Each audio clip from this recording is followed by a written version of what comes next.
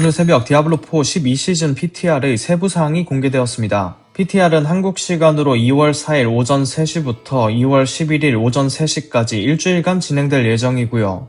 디아3의 연속 처치 시스템, 시즌 전용 피트 성의 콘텐츠, 밸런스 조정 사항에 대한 내용이 담겨 있었습니다. 그리고 모든 PTR이 그렇듯 피드백을 바탕으로 조정이 진행될 예정이고요. 특별히 이번 시즌은 증오의 군주 확장팩 출시에 앞서 1개월간 짧게 진행되기 때문에 일부러 간소한 시즌으로 기획했다고 전했습니다. 하지만 PTR에서 모든 정보가 공개되는 것은 아니라는 떡밥을 남겼기에 PTR 마지막 날에 진행될 디아블로 30주년 스포트라이트 행사에서 또 뭔가가 공개되지 않을까 싶고요. 그럼 잠깐 좋아요만 살짝 부탁드리며 이번 소식을 차근차근 살펴보도록 하죠.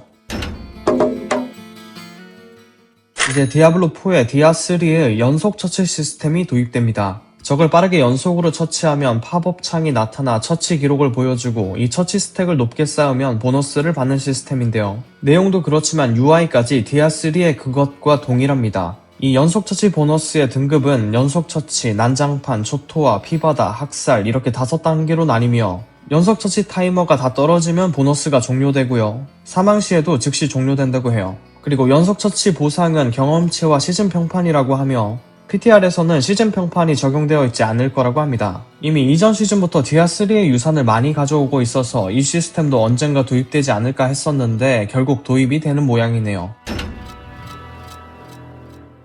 자, 그리고 이번 시즌은 시즌 11 전용 강화 요소인 축성이 사라지고 시즌 전용 아이템 품질로 P2 성의가 도입되는데요. 이번에 추가되는 연속 처치 시스템과 시너지를 맞춘 느낌입니다. 기본적으로 연속 처치 단계에 따라 해당 아이템의 위력이 더 강해지는 형식이고요. 이 P2 성의 속성은 어떤 아이템이든 붙을 수 있다고 해요. 그리고 종류는 3가지 큰 분류로 나눠집니다. 먼저 광란 특성은 방어구에 붙으며 처치 단계에 따라 위력이 강해진다 하고요. 향연 특성은 무기에 붙으며 연속 처치 스택당 특정 버프를 제공합니다. 또 갈망 특성은 장신구에 붙으며 연속 처치 횟수당 보상을 강화하는데요. 이러한 효과들은 모두 중첩할 수 있다고 합니다. 그리고 이번 시즌은 따로 시즌 특전 없이 이 P2 성의 속성으로 압축된 형태 같은데요. 잘 뜯어보면 시즌 11의 시즌 특전을 P2 성이라는 신규 아이템 속성으로 옮겨 보다 강화한 형태입니다. 그래서 확장팩 2에서 적용될 전쟁 계획을 미리 보는 느낌 같기도 하네요. 그리고 이번 시즌엔 악던, 군세, 소굴 보스에서 P2 성의 인장을 사용하여 상위 난이도 콘텐츠를 진행할 수 있는데요. 이 시즌 전용 인장을 사용하면 죽지 않고 끝까지 따라오는 가차없는 도살자가 무조건 출몰한다고 하며 이는 기존 도살자와는 별개 생성이라 도살자 2마리가 겹칠 수도 있습니다. 그리고 이 P2 성의 인장의 난이도는 현재 고액 난이도보다 1단계 더 높은 난이도라고 하는데요. 그래서 악던이나 군세, 소굴 보스를 지금보다 더 높은 난이도로 경험할 수 있을 것 같습니다. 또한 이러한 P2 성의 콘텐츠에서는 이번 시즌 주요 보상인 P2 성의 아이템을 확정적으로 획득할 수 있다고 해요. 이번 시즌은 특이하게도 5개의 공용 고유템이 추가될 예정입니다. 먼저 목걸이는 야만용사뿐만 아니라 다른 클래스도 광폭화 효과를 사용할 수 있게 해주는 아이템으로 굉장히 자학적인 컨셉으로 디자인된 것 같고요. 반지는 이번에 연속 처치 시스템이 추가되며 좋은 시너지를 보여줄 템 같습니다. 다만 보스전에선 성능이 좀 아쉬울 것 같고요. 단검은 단검 착용이 가능한 모든 직업이 사용할 수 있으며 반지와는 다르게 오히려 보스전에 유리한 템입니다. 그와 함께 고립된이라는 새로운 키워드가 인상적이고요. 장갑은 이름도 그렇고 아마 운명의 주먹의 안정성 버전인 것 같은데 취약과 약화, 딜 증폭을 한 번에 해결할 수 있는 범용 장갑입니다. 만약 장갑에 필수 요소가 없다면 이 장갑이 가장 무난할 것 같고요. 도끼는 도끼 착용이 가능한 모든 직업이 사용할 수 있으며 홀령사만 사용할 수 있던 포악함을 다른 직업도 사용할 수 있게 해주는 아이템입니다. 그래서 신규템들을 전체적으로 보면 그 자체의 의미보다도 확장팩2의 방향성을 미리 볼 수 있는 것 같은데요. 다른 클래스의 전용 특성을 이제 자유롭게 사용할 수 있고 여러 키워드를 중첩해서 사용할 수 있는 자유로운 환경이 갖춰지고 있는 것이죠.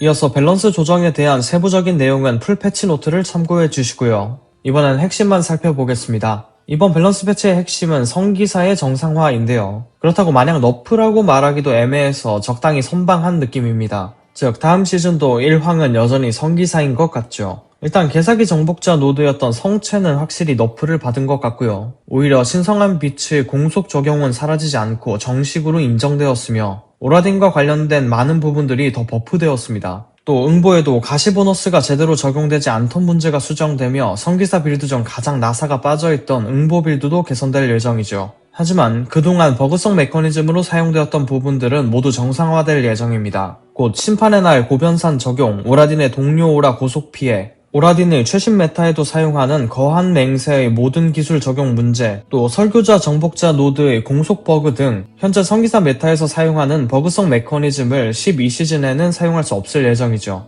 그래서 오라딘이든 심판딘이든 전체적인 폼 자체는 11시즌에 비해 좀 죽을 것 같고요. 다른 직업들은 전체적으로 정복자 노드가 크게 상향되었습니다. 다만 11시즌의 핵심 메타로 사용되던 물약 최대 개수를 사용하는 문양은 이제 20%의 캡이 생겨 공통적으로 너프되었죠. 다만 이상한 부분은 직업 밸런스 조정에 스킬 및 아이템 변동 사항이 전혀 없다는 것입니다. 이 외에는 탈것 편의성 개선 등 사소한 문제 해결이 전부이죠. 그래서 만약 큰 게 추가로 공개된다면 이와 관련된 부분이지 않을까 싶네요.